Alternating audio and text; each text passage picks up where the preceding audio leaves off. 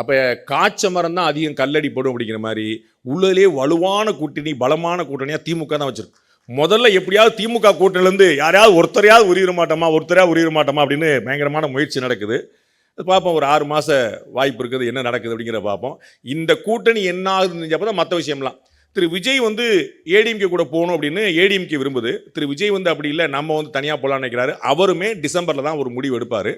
அவர் என்ன முடிவு எடுக்கிறாருங்கிற பொறுத்து தான் பிஜேபி கூட சேரலாமா வேண்டாமான்னு ஏடிஎம்கே யோசிக்கும்.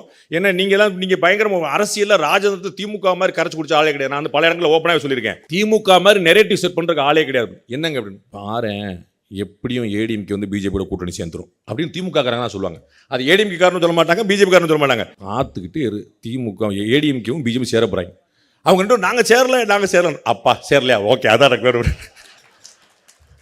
சேர்ந்துருவாங்க சொல்லிட்டு, அதுவும் துணை முதலமைச்சர் சொல்றாரு, அவங்க ஏற்கனவே கூட்டணியில் தாங்க இருக்காங்க அப்படின்றாரு. நாங்கள் இல்லைங்க அப்படின்னு சொல்லிட்டு கொஞ்சம் டெவலப்பாக இப்போ தான் வந்திருக்கு.